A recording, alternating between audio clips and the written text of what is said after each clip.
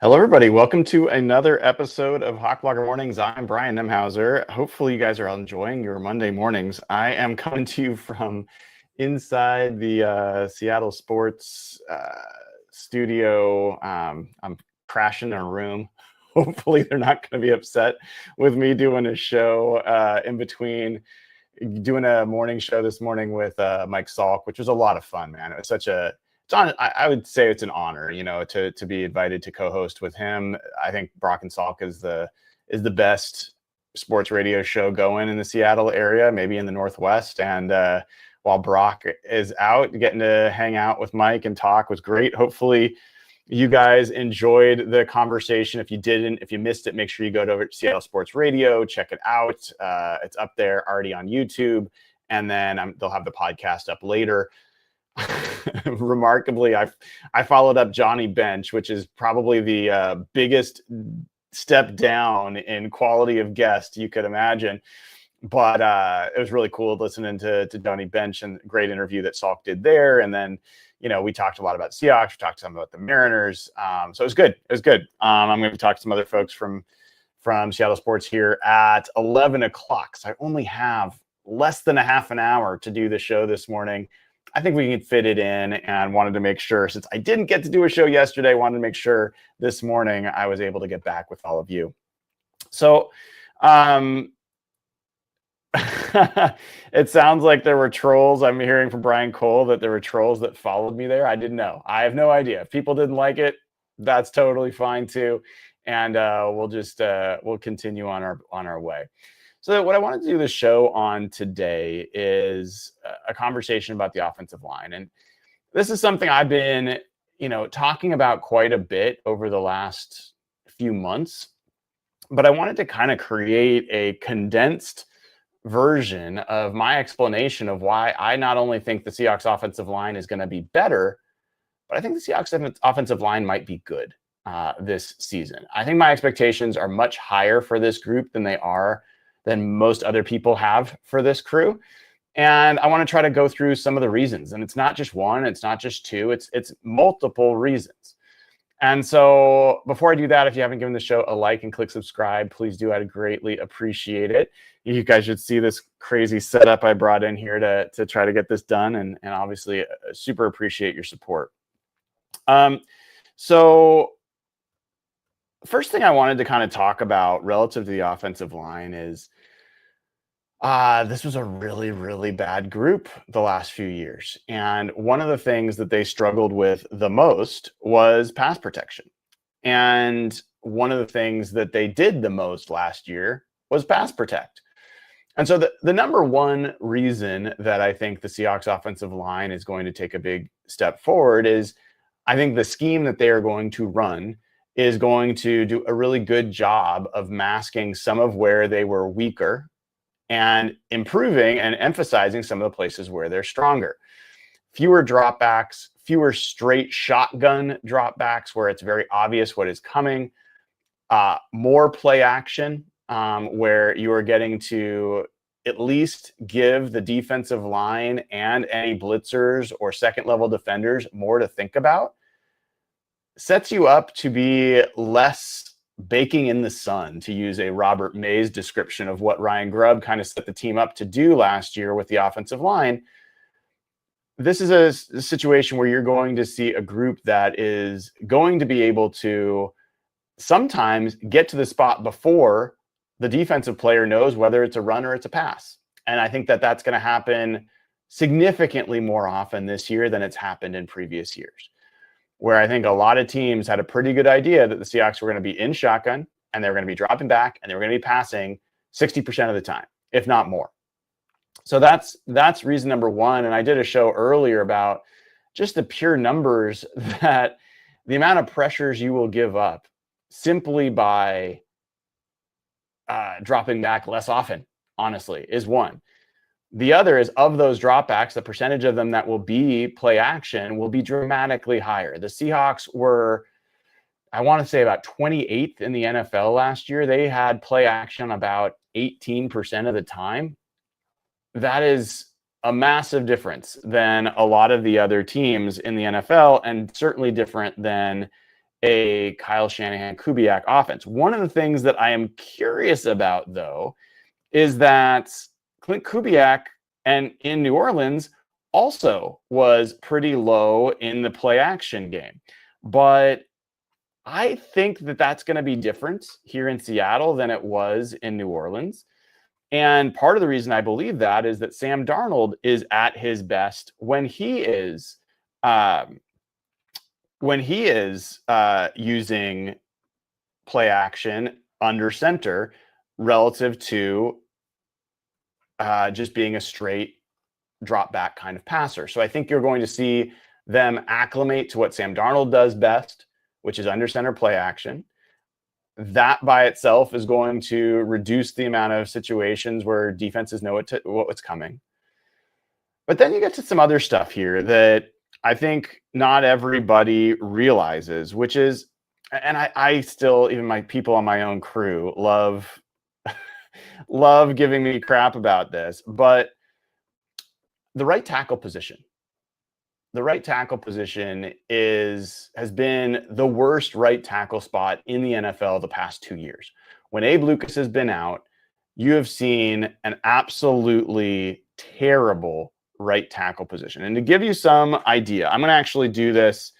Let me pull up when Abe Lucas was playing last year, when he started. I believe it was week 10 or 11, I should say. But let me take a quick look here to be specific. And then what I'm going to do is I'm going to tell you the pressure rate allowed for the Seahawks right side of their line before Abe Lucas came back and after. So yeah, week 11 is when he got his first start against the 49ers. So what I'm going to do here is I'm going to look at pressure rate for the first 10 weeks of the season. And we're going to look at right tackle. And here we go. The Seahawks, this shouldn't come as a shock, led the NFL in pressure rate allowed by their right tackle for the first 10 weeks of last season. They allowed 38.9% of the total pressures that were coming against the Seahawks last year came from the right tackle position. That was Mike Jarrell, Stone Forsythe. Now, Mike Jarrell was a rookie, and I wouldn't hang a lot on him, but Stone Forsythe was not a rookie and was really, really not equipped to be a starter. So you went from 38.9%, which is number one in the NFL over those first 10 weeks. Now let's look at after week 11. I haven't done this before. I'm doing this real time. So maybe I'll find out that, man, I'm so wrong. So from week 11 on, the Seahawks go from the number one team in the NFL with pressure allowed from the right tackle position to the 16th. They became league average. And they went from 39% of their pressures coming from the right tackle position to 22% of their pressures coming from the right tackle position. I cannot stress to you enough how big of a difference it will be to have a healthy Abe Lucas manning that right tackle spot. I understand all the skepticism. I understand some people's stomachs clench even a little bit when I say a healthy Abe Lucas. They don't like hearing that. They don't want to jinx it. They don't want to count on it. I'm just telling you, based on what I see of that player and what he's capable of, he's not even just a okay right tackle. He is an above average right tackle, maybe a very good one. He is going to be in the best shape he's ever been in for an NFL season. And he's already, as a rookie, been a above average right tackle. So going from maybe the worst right tackle situation in the NFL to an above average right tackle situation is another reason why the Seahawks offensive line is going to be so much better than people expect it to be. Keep in mind, Abe Lucas admitted that he was still not fully healthy when he came back last season. And that when I asked him about that this offseason, he said he's fully back.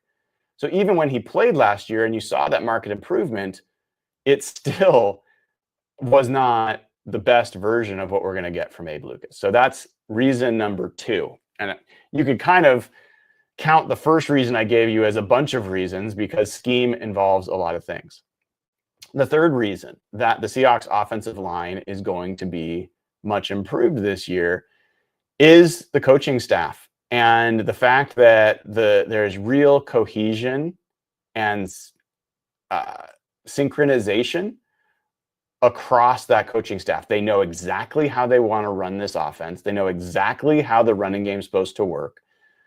They know, I mean, I've shown you video, if you watched my previous clips, of in practice, John Benton literally measuring out steps by step of where the splits are supposed to be, how far apart the offensive linemen are supposed to be. He is looking at specifically, you should be at this landmark at this point. It should take this many steps to get to this point. He knows this inside and out. He's coached it for decades. Rick Dennison has coached it for decades. Rick Dennison has been an offensive coordinator himself. And they have worked with young offensive linemen before. So this is not a situation where, as much as I like Scott Huff, he's still figuring out what it meant to be an NFL offensive line coach and how it was going to work. He and Ryan Grubb were trying to figure out in real time how to be NFL, play callers and figure out the running game and all that stuff. They were figuring that out together, and they had a very young offensive line. Now you've got one of the most experienced coaching staffs from an offensive line perspective in the league. Have coached up multiple different offensive lines to learn this system. They know exactly the process, and they know what to ask of the guys. So I think that is going to be a huge step forward for this offensive line because, like it or not, the Seahawks have gone. The youth movement is the way that they have assembled this offensive line. Yes, I think we all, me especially, would have liked them to add a veteran offensive lineman, interior offensive lineman, to help stabilize and increase confidence in the outcome and I would say raise the floor of what this offensive line would be this year. That didn't happen. And so now you're taking the higher risk, higher reward path. I would say to be geeky here for a second, if anybody was a Lord of the Rings fan and you remember when they were on their quest and they kept trying to, go different paths to get to Mordor. And then the wizard there, was it Saruman or something like that, kept throwing storms and all this stuff, and all the preferred paths were blocked. And so they had to take the highest risk path to get to where they were going. Well, that's kind of the way things went for the Seahawks on the offensive line. There were lower risk paths. They wanted to sign Will Fries. That didn't work out. And so they end up taking this higher risk path. That doesn't mean it won't work. And in fact, the potential reward is significantly higher having a young offensive line. These guys are going to grow together. They've now had, in some cases, a few years together. And the potential for them to gel and be together for many years to come is just greater than if they had a 35-year-old left guard or something like that in the middle of all that. So I think the youth is well positioned to actually have a very seasoned coaching staff that can tell them exactly what they want to see from their offensive linemen. So it's one thing when you're trying to break in the league and you're trying to figure out, am I good enough? Do I fit in? Can I make it here? Then you're trying to figure out individual matchups. You're trying to figure out the offense. You're trying to figure out how to improve as a player. You're trying to figure that all out. You don't know. To have a coaching staff tell you exactly what they expect from you and be able to coach you to that is a load off a young player's shoulder. So I think that's going to be a big help. Related to this, leadership was something that I think was, I wouldn't say lacking, but it wasn't clearly established the last few years. And one thing I've already seen is Charles Cross try to step into that void. He started at the end of last year. And when I was scheduled to do an interview with him during minicamp, maybe it was OTAs, doesn't matter. And he insisted on bringing over the rest of the offensive line group that was there, Mike Jarrell, Gray Zabel, who we'll get to in a second, Christian Haynes, Satawa Lamea. Like, he brought them all over and he wanted them to be part of it. That was not something Charles Cross would have done last year. He is trying to really establish his position as someone who's going to be a leader in that room. And whether or not he ends up being the leader, the fact that he is trying to step into that, I think speaks to the fact that he has reached a point in his career where he thinks he's playing well enough and he is experienced enough that he's ready to offer that. I also think Gray Zabel is going to be a quiet leader in that room. Not necessarily right away. It's hard for a rookie to come in and do that. But the way he works, the way he communicates, the way he goes about his business, I think he's going to earn respect really quickly.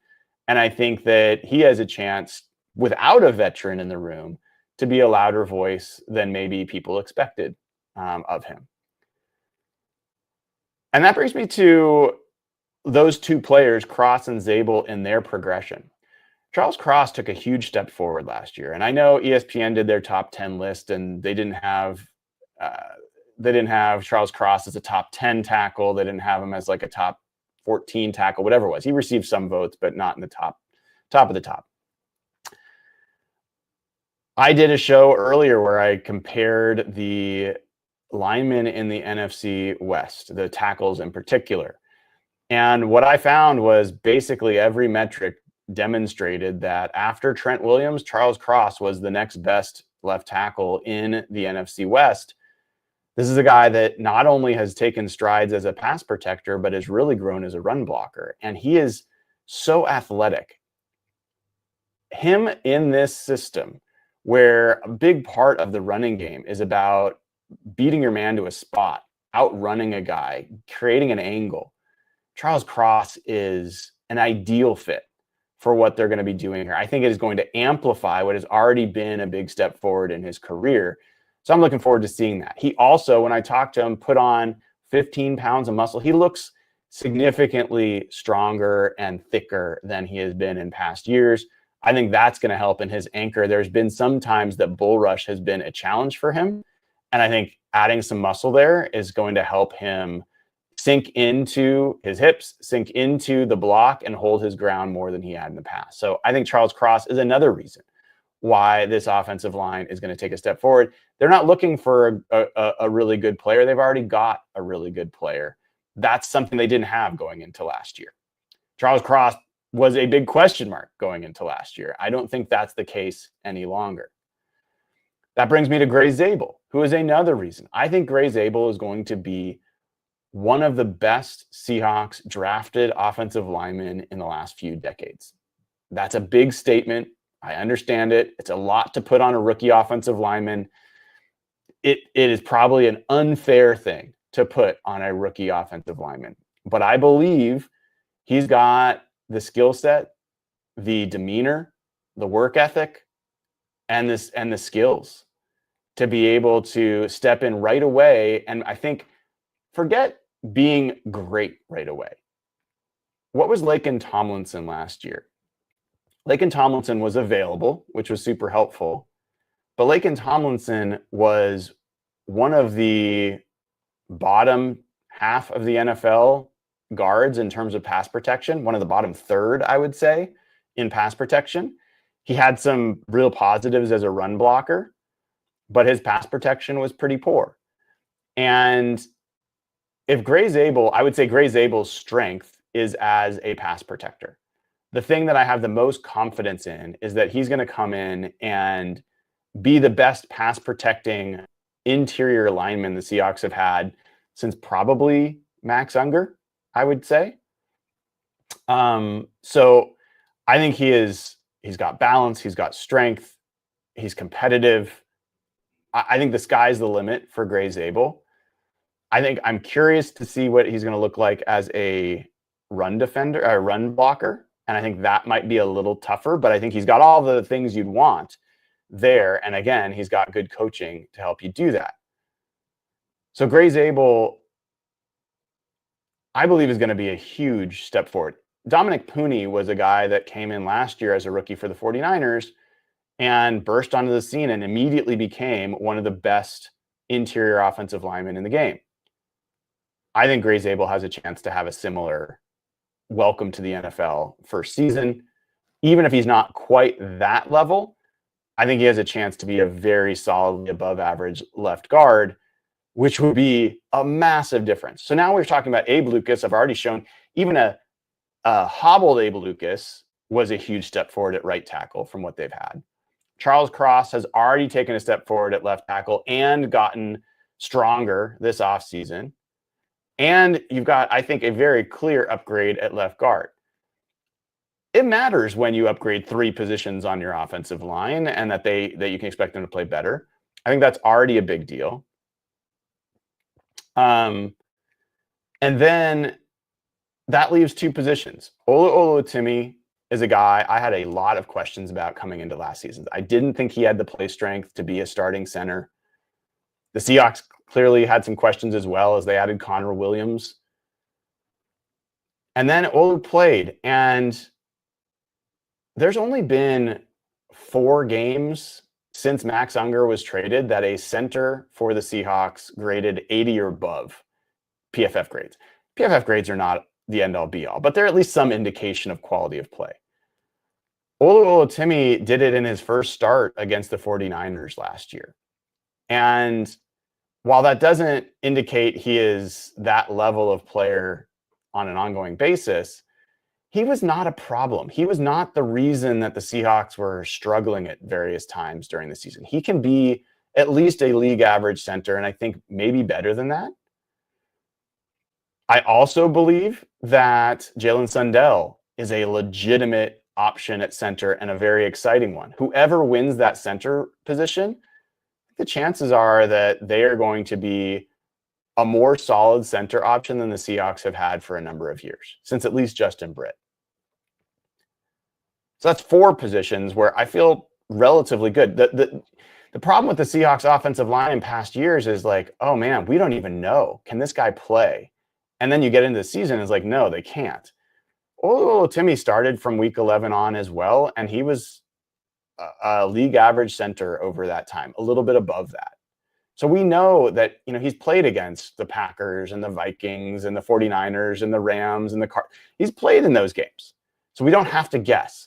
So the floor for him, I think, is higher than people realize. He also is a really good fit for this outside zone scheme. Some of his best plays in college were pulling and getting out on the edge against other defenders, which is something he might be asked to do in this offense.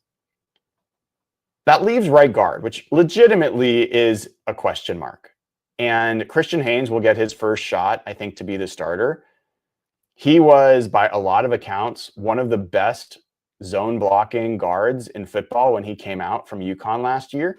They didn't run a lot of zone, and they kind of didn't do him they did a disservice to him as a rookie by rotating him in, not letting him ever kind of really get his feet wet and feel like he can make a mistake and stay on the field. Like that's a tough way to learn as a rookie. I think there's lots of reason to expect he could take a step forward. I also, like it or not, believe Anthony Bradford looks like he's ready to be a better player than he's been, more in shape, which I think has been a primary issue for him. And I think he could benefit a lot from the coaching as well. I don't hate those options. I was a big fan of how Satao Lamea played last year. He's been putting in a ton of time in the weight room, as has Christian Haynes. And I think those 3 guys are interesting to me. Now, Satao Lamea was taking most of his snaps at backup left guard. But the other one that I would just mention, I like Bryce Cabledew, the rookie that they drafted in the 6th round. I think once pads come on, I wouldn't put it past him to force his way into this competition somehow. So while, yes, the right guard position is a question mark, I just named 4 guys that have legitimate chances to force their way into winning and earning the starting spot. It's a big difference than we've got 2 or 3 spots. We've got to figure out who's going to win. And so I think that's another reason why you have fewer positions that are up for grabs than you did a year ago. Related to that, Last season, as I said, they were rotating right guard through a lot of the season and then changing center because their center retired.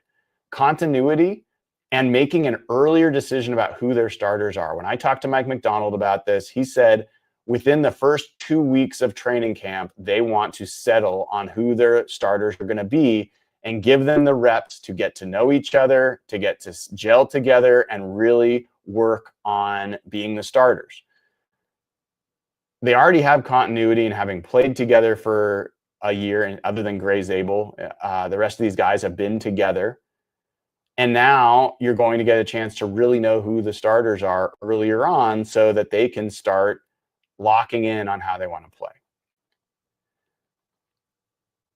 The other piece of this that I'll just say is they're going to be able to be the aggressors.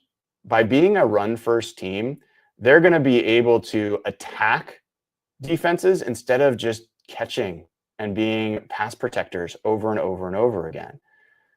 I don't think people understand how much of a mentality shift that can have, how much that can help all aspects of their game, and also establish kind of a camaraderie and tenacity in how they approach things. Being a pass protector and over again is just not a physical way to play football. There's going to be moments where they're going to get a chance to really knock some heads, and I think they haven't had that as much in past years.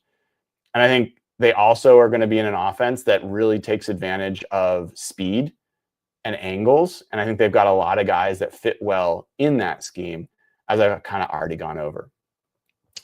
So those are just a number of things that I don't think are controversial. Independently, I don't know that any of those are really debatable. The question marks is how high is the ceiling? How good can these guys be? Abe Lucas is a huge part of that question, and his durability will be something that everyone will want to watch. Right guard will be another. And Gray Zabel, like, there's definitely question marks. I'm not saying there aren't. From my perspective, the probability that those turn out to be positive answers to those questions is much higher than it's been in previous years.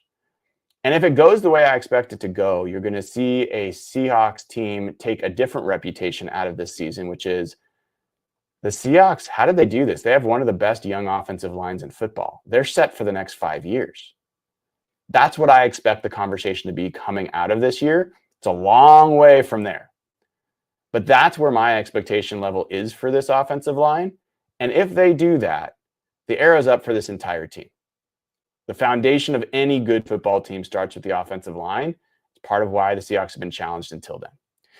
All right, folks, I'm going to wrap there. Thank you for tuning in. If you haven't already gone to patreon.com/hawkblogger, sign up there, get ad-free audio for this show. I'll be a little late in posting the audio today, but get that. Also get access to the Discord channel, and beyond that, get verified on hbtix.com, hbtix.com. The best place, if you're a Seahawks fan, to list your tickets so you can make sure you're selling your tickets to other Seahawks fans and protect the home field advantage at Lumen Field. So hbtix.com, make sure you go to patreon.com/hawkblogger to sign up there. Thank you, everybody. Hope you enjoyed it. Have a great rest of your Monday. I am Brian Nemhauser. This has been another episode of Hawk Blogger Mornings. Take care.